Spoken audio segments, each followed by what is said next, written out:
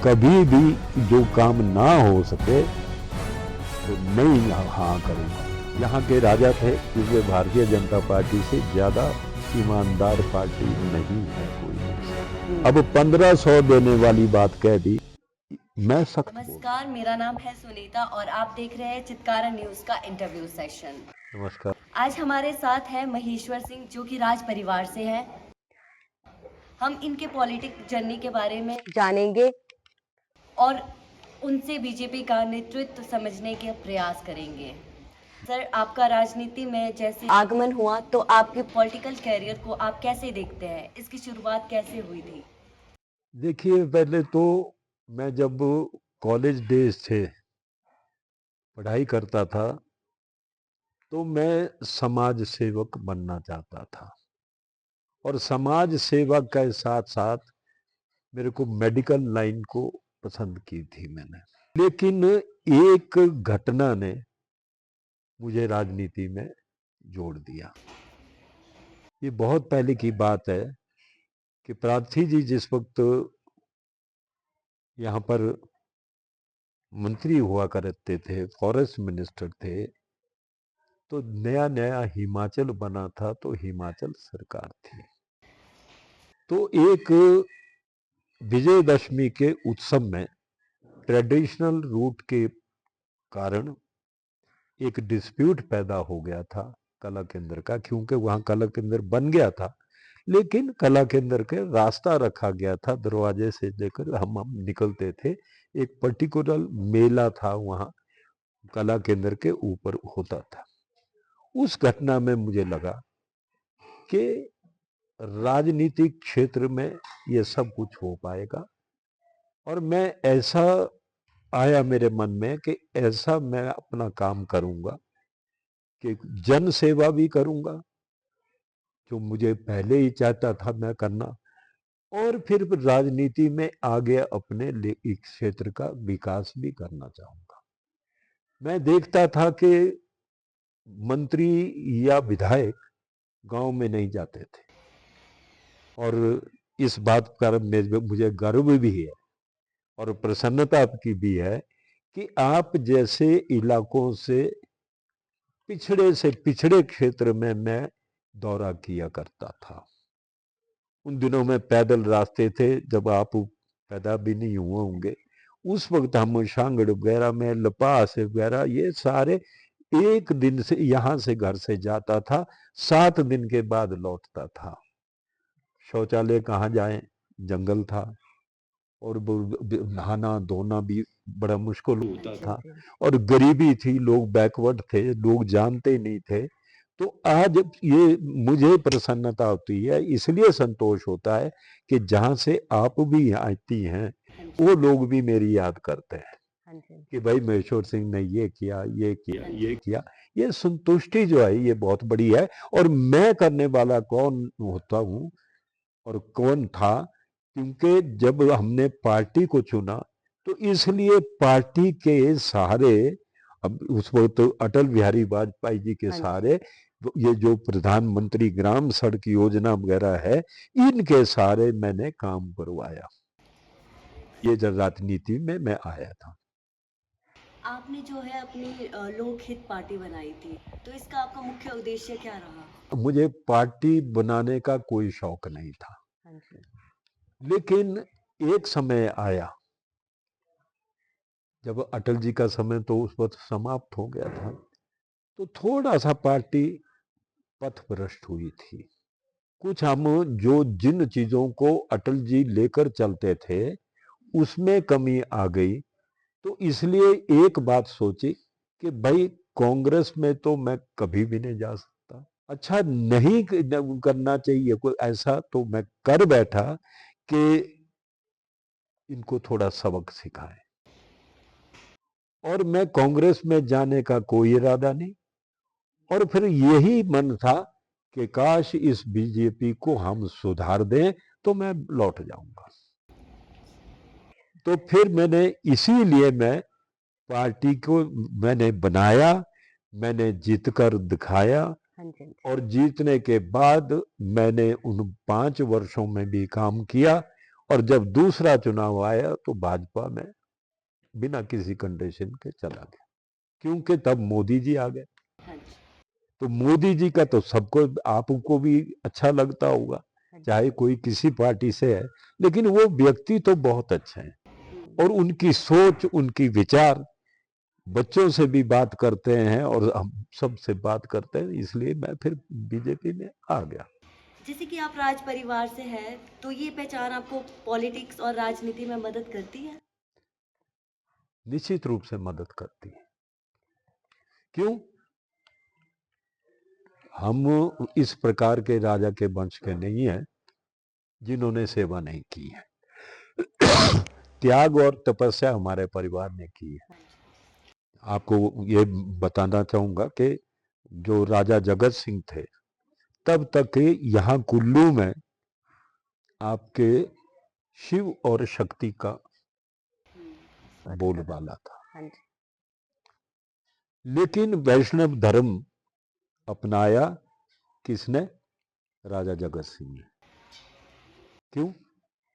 क्योंकि उनको एक घटना है, कभी न कभी जिसको अपघटित होती है कोई घटना, तो उसकी छाप छोड़ देती थी। वो यहाँ के राजा थे, तो मणिकर्ण उस वक्त भी तीर्थ था, शिव और शक्ति की पूजा थी, और वो मणिकर्ण जा रहे थे। उनमें रास्ते में जाकर सरसाड़ी एक गांव आता है, सरसाड़ी, सड़क में सरसाड़ी से सामने है टिपरी गांव। हाँ जी। टिपरी गांव में एक ब्राह्मण रहता था और वो इतना गरीब था कि घर में खाने के लिए अन्न नहीं था, लेकिन इतना विद्वान था कि सब ईर्ष्या करते थे।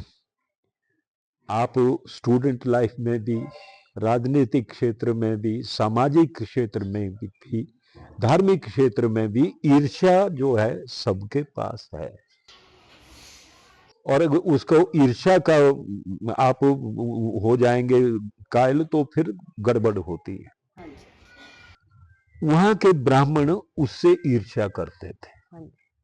जैसे राजनीति में हम ईर्ष्या करते हैं एक दूसरे की, एक से अच्छा बनना नहीं चाहते लेकिन ईर्ष्या जरूर करते हैं, और हमारे क्षेत्र में भी ईर्ष्या होती है। तो ईर्ष्या स्वरूप उन्होंने शिकायत की कि इसको दंडित करवाना है। क्या कहा कि महाराज एक पत्था, आप शेर को बोलते हैं पत्था, आप नहीं समझेंगे, ये समझेंगे। पत्था प्राणी मेजरमेंट है, एक बर्तन होता है, ऐसे बसाजू बोलते हैं, वो मोती है, और ये तुम्हारे राजघराने से चुराए हैं, इसके पास कहाँ से मोती आए? ये ईर्ष्या थी।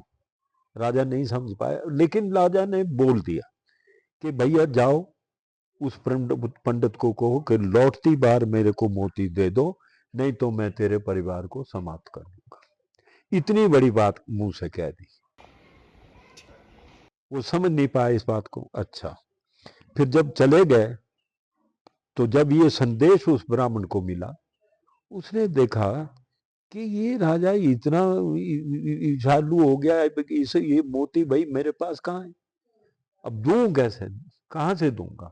उसने क्या किया, यही प्रण कर दिया कि मैं अपनी जीवन लीला को आग में भेंट कर दूंगा और अपने परिवार को भी आग में जला लूंगा, और राजा से मैं माफी भी नहीं मांग सकता, मैं कुछ नहीं करना चाहता हूं, चलो मेरे को जीवन ये दुखी हो गया। अब ऐसे विद्वान आदमी का श्राप लग गया, क्योंकि हटती दफा उसने वो कर दिखाया कि वो अपने घर को जला दिया है। वो जगह अभी भी है, वहां है, उस चीज के प्रूफ है कि टिपरी के गांव में उसमें बैठा और अपने घर में अंदर परिवार को बंद किया, बाहर मांस काट कर फेंकता रहा, कहता रहा ले राजा तेरे मोती।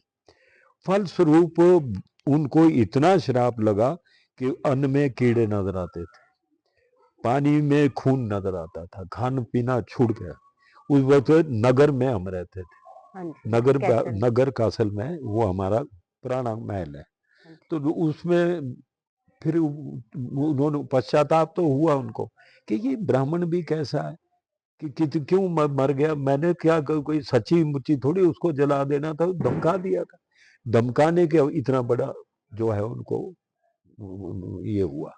तो फिर उन दिनों में हरि महात्मा, कल आप आते तो दिवाली के दिन हम दिखाते उनका, उनकी जो गुदड़ी है, इतना बड़ा चोला है, वो फटी हुई है साधु की, और सिली हुई है जगह जगह से, टांके लगाए, टली, ये वो जो टली बोलते हैं ना, इतनी पैच है लगाए वो उसके कपड़ों के, और बंदर के पुराने कपड़े के वो लगा के, कोई 2-3 किलो की हो गई है वो, जो बन के अभी भी हम कहीं उसको रिपेयर कर देते हैं। तो वो गुदड़ी यहाँ थी। तो फिर उन्होंने क्या किया, ये बोला कि भाई मैं आपको अयोध्या से भगवान त्रेतानाथ ठाकुर की मूर्ति लानी होगी, और राजपाठ आप रघुनाथ को देंगे, और आप उनके छड़ीबाजार बनो, और तब आप समाज सेवा करो, आपका जीवन उद्धार हो जाएगा। तो उन्होंने फिर कहा कि भाई वहां कौन जाएगा, तो भूंतर में गांव है ना, वहां शालिग्राम पंडित का घर है, सब जानते हैं, शालिग्राम पुरोहित को सब जानते हैं। ये संसार की रीत है, जब किसी को दुख हो जाता है तो फिर सब कुछ करने को तैयार हो सकता है। उन्होंने दर दर की ठोकरें खाई, फिर के कोई साधु बुलाए, कोई संत बुलाए, वो किसी के पास इसका हल नहीं था। फिर एक दिन एक व्यक्ति आया कि महाराज, एक संत आया है जो फलारी है और दूध पीता है, यहाँ पर आया है नगर में, झीड़ी में, तो शायद वो सिद्ध पुरुष है, कुछ करेगा। तो उन्होंने फिर कोई आदमी भेज दिया। तो उन्होंने कहा मुझे ज़रूरत नहीं है, अगर राजा को ज़रूरत है तो मैं, तब मेरे पास आए तो मैं उनका हल कर दूंगा। उन्होंने कहा कि देखो, आप अयोध्या से त्रेतानाथ की ठाकुर की मूर्ति को लाए, और उसको मूर्ति को आप फिर नरसिंह भगवान भी देंगे हम, उन चीज़ों को आप राजगद्दी पर रखें और खुद उनके छड़ी वरदार बनेंगे, तो फिर राज चलाएंगे, तो आप राजा नहीं कहलाएंगे, रघुनाथ जी का प्रथम सेवक छड़ी वरदार कहलाएंगे। उन्होंने कहा ये तो है, लेकिन अयोध्या जाना कौन जाएगा? उन दिनों में कहाँ जा सकते था अयोध्या? कोई बात नहीं, आज तो कहीं भी जा सकते थे। तो फिर उन्होंने कहा कि मेरा एक चेला है, दामोदर उसका नाम है, सुंदर नगर के राजा के पास है, उसकी गुटका सिद्धि है, गुटका मुंह में डालेगा तो वो कहीं भी पहुंच जाएगा। ये उस वक्त की बात है। तो दामोदर इनको, जो शालिग्राम पुरोहित है, उनके पूर्वज हैं। अब शालिग्राम भी पूरे हो गए, 102 साल के गुजरे, उनके बेटे हैं और परिवार है, उनके पास भी रघुनाथ की मूर्ति छोटी अपनी पूजा कर लेंगे। तो वो चले गए, तो वहाँ उन्होंने जाकर, अयोध्या में छावनी है जहाँ भगवान राम का मंदिर है, उससे आगे छावनी आती है, छावनी में त्रेतानाथ का ठाकुर है। ये जो रघुनाथ जी अब आज हैं अयोध्या में सो हुए हैं, वो है उनका बाल्यकाल का, उनका जन्म भूमि में वो भगवान राम की मूर्ति है। जो दूसरी है जिन्होंने अश्वमेध यज्ञ किया था, वो त्रेतानाथ ठाकुर है तो ये रघुनाथ की मूर्ति। लेकिन वो जो मोदी जी ने जिसका जो प्रचार किया, प्रसार किया, इतनी सेवा हुई, अब आज सारी दुनिया में उसका नाम आ गया, ये उनका बाल्यकाल का है। और जो ये है हमारे पास मूर्ति, ये जो है अश्वमेध यज्ञ, जब सीता जी वनवास में थी तो ये कहा गया था कि रघुनाथ ने अश्वमेध यज्ञ करने की सोची थी, तो तब वो ब्राह्मणों ने कहा था, गुरुजी ने कहा कि बिना पत्नी के आप ये नहीं कर सकते यज्ञ। तो उन्होंने कहा फिर भाई मैं तो नहीं करूँगा, मैं तो शादी तो नहीं करूँगा, उपाय छोड़ दो। फिर ये उपाय ढूंढा कि कहा कि आत्मा अंगुष्ठ मात्र होती है, जैसे लाइट आपके इंग्लिश में बोलते हैं सोल, और सोल का साइड आत्मा देखी नहीं जा सकती, सिर्फ लाइट होती है। ये लो इतने बड़े, तो हमारे रघुनाथ जी की मूर्ति इतनी ही है। आप बोलेंगे बड़ी लगती है, वो कपड़े लगा के बड़ी लगती है, अंदर कमलासन पर रखी है, यज्ञ करने की मुद्रा में। तो फिर रघुनाथ जी की मूर्ति यहाँ आई, तो यहाँ रघुनाथ जी को उन्होंने अपना गुरु मान लिया, सब कुछ मान लिया। अब हम भी प्रथम सेवक कहलाते हैं और रघुनाथ जी की सेवा करते हैं, और रघुनाथ जी को भी सेवा करने में आनंद आता था। और मैं रघुनाथ को ही साक्षात समझकर आपके जितने भी काम करने हैं करता था, और मैं कभी भी जो काम ना हो सके तो नहीं हाँ करूँगा, कभी नहीं। आपके लोग बोलते थे आप क्यों ना कर देते हैं, मैंने कहा जब होना ही नहीं तो झूठ क्यों बोलूं। मेरे गुरु कौन थे राजनीति में? दौलत राम चौहान। वो बोलते थे महेश्वर सिंह झूठ बोलोगे तो क्षणिक लाभ होगा, अंतो तो गत्वा हानि होगी। अगर सच बोलोगे तो आपको पहले तो दुख होगा और अंत तो गत्वा लाभ होगा। ठीक है। हमारे हिमाचल तो वैसे भी देवभूमि से जाना जाता है। तो अब जो मैं कहता था, आपने पूछना अपने घर में, आप पूछ सकते हैं कि महेश्वर सिंह जी क्या बोलते थे। मैं सख्त बोलता था कि भैया ये काम नहीं हो सकता, तुम करवा लो। जो होने वाला होता है तो बोलता था मैं कर दूंगा। पहले हम लोग देवते से पूछते हैं, जो हमारे देवता बोलता है हम वही काम करते हैं। हिमाचल वाले तो सबसे पहले देवते को ही पूछते हैं। नहीं, अगर देवता इजाजत देता है तो वही काम देवता में तो फिर राजनीति वाले तो अलग हो जाते हैं। अब राजनीति में ये कहना कि भाई ये भी कर दूंगा, ये भी कर दूंगा, बहुत बोल गए यार, आदमी है यार, हमने बोला और इसने कर दिया। जैसे कि जब हुआ नहीं फिर बोलते सर झूठा है। जैसे कि हमारे सुखविंदर सिंह सुक्खू जी है, तो उन्होंने 1500 देने का वादा किया हुआ था, तो वो वादा तो उनसे पूरा हुआ नहीं। तो अब ये चीज एक एक पर बीतती है और बच्चा का इसका जज बनता है। क्योंकि जो हम राजनीति में चलते हैं या धार्मिक क्षेत्र में चलते हैं, लोगों की, समाज की उनके ऊपर पैनी नजर है, पैनी नजर। मैं एक बार एक स्कूल में ऐसा भाषण दे रहा था कि भाई गुरु क्या करता है ये सबसे ज्यादा जरूरी है। जैसे हम राजनीति में क्या करते हैं कि हम गुरु बन जाते हैं तो फिर अब क्या झूठ बोलेंगे, हम अगर सच बोलेंगे तो ठीक रहेगा। तो गुरु की पैनी नजर बोला, और पहला गुरु कौन है बच्चे का? माँ। अगर माँ चोरी करता है, बेटा चोरी छुपाती है, तो वो नामी चोर बन जाएगा। अगर उसको डांट देगी, थोड़ी सजा दे देगी, तो वो सुधर जाएगा। तो फिर पहले जो गुरु है, अगर गुरु माँ ठीक है वो फिर तो ठीक, नहीं तो वो उसका बेटा फिर आगे नहीं सुनने वाला है। ठीक है ना? ऐसे ही गुरु टीचर, उसके बाद वो टीचर को देखेगा ना, पढ़ाता है गुरु जी बोलते हैं आप जो गुरु सिखाएगा वो सीखेंगे। मैं एक दिन ऐसे ही कह रहा था, तो ये एक स्कूल का फंक्शन चल रहा था भूंतर में, तो एनुअल फंक्शन था, मैंने ये कह रहा था, तो उतने में यही कहा था कि भाई पैनी नजर होती है। तो डरते खड़ाते उस बाजे में एक आदमी आया और टीचर था। तो अब टीचर इस प्रकार का भेद कर आचरण करेगा तो फिर उस चेले का क्या होगा? तो मेरे को बहुत दुख हुआ था। मैंने कहा था तो वही इस प्रकार से नहीं आना। मेरे रिश्तेदार ही था वो, उसने बोला होना कि मैं जाऊंगा देखेंगे, ठीक है। बट ये इसीलिए गुरु जो है वो ठीक चाहिए।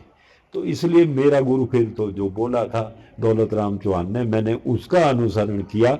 अब सुक्खू जी की आपने थोड़े ऐसे ही बात की थी, अपना अपना कहना है।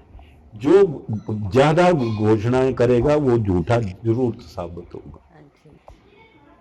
धीरे धीरे चलो, ठीक है। हमारी महिलाएं तो इंतजार कर रही है कब उनके अब गाली खाते में देते, 1500 अब गाली रुपए देती। आएंगे। तो ये भी भेड़ चाल है ना लोगों की। अब 1500 देने वाली बात कह दी, चलो हो गया। अब फिर कह रहे हैं, हाँ। अब फिर फार्म भरवाए। हाँ हाँ, 2-3 बार तो अब बहुत क्या कर दी। बोलते हैं लोग, ये तो जी नंबर 1 झूठा आदमी है, हाँ जी। अब विश्वास नहीं करेंगे, ठीक है ना। तो नंबर इतना ही है कि विश्वास प्राप्त करना चाहिए, और चाहे कोई भी क्षेत्र है, चाहे धार्मिक है, चाहे आप राजनीतिक है, अगर हम लोगों का विश्वास प्राप्त करके चलेंगे तो जीवन भर लोग आपको याद करेंगे। और दोनों याद करते हैं, बुरे की भी याद करते हैं, वो उसका नाम तो लो मत, फिर लेते तो तुम ही रह रहे हो, तो तुम क्यों लेते हो, बुरे का होता उसका नाम आ जाता है। सर, आज की राजनीति की बात करें, जो तो मुख्यमंत्री सुखू जी है, उनके शासन को आप कैसे देखते हैं, और बीजेपी उनसे बेटर अपने आप को कैसे प्रदर्शित करती है बीजेपी? देखिए, बीजेपी का प्रदर्शन जो है, आपको, अब मैं इस चीज़ को कमेंट करने वाले को तो फिर दिक्कत होती है स्पष्ट से, लेकिन बीजेपी में तुलनात्मक दृष्टि से ईमानदार आदमी बहुत है, तुलनात्मक। मैं ये नहीं कहूंगा कि कोई भी बेईमान नहीं, आदमी बेईमान होते हैं, लेकिन तुलनात्मक दृष्टि से बीजेपी में ज्यादा है। और लोगों का एक विश्वास बन गया था, जो अटल जी कहते थे तो लोग कहते थे बस ये तो अब हो गया। अटल जी की प्रधानमंत्री ग्राम सड़क योजना, इस प्रकार की कई योजनाएं, आपको जो गरीबों का दान, उसका स्वास्थ्य की केयर करना, सब कुछ करना, और घर घर गैस पहुंचाना, गैस कनेक्शन पहुंचाना, माता बहनों की सेवा करना, गृहिणी की सेवा करना, इलाज के लिए पैसा देना, ये सब अटल जी से शुरू हुआ। और मोदी जी ने तो इन चीज़ों को और ज़्यादा आगे ले गए। तो इसलिए मुझे लगता था कि हमारी बीजेपी बैठे, तो फिर मैं इसीलिए आपने कहा था कि भाई आप वापस क्यों गए, वापस इसलिए गया चाहता था मैं कहना कि भाई अगर हम इसी प्रकार करेंगे तो आगे बहुत खराबी होगी, तो अब हम वापस लौट जाते हैं, क्योंकि भारतीय जनता पार्टी से ज़्यादा ईमानदार पार्टी नहीं है कोई दूसरी। कुल्लू के जो मुख्य मुद्दे हैं, उस पर आप क्या कहना चाहते हैं? मुख्य मुद्दों पर ध्यान कम है।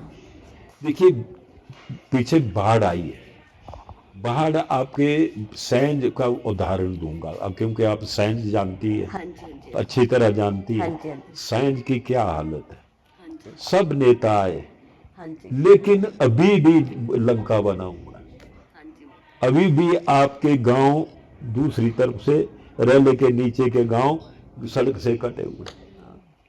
एक साल बीत गया तो क्या किया, सेंटर ने इतना पैसा दिया, मोदी जी ने इतना पैसा दिया, तो वो पैसा कहाँ चला गया।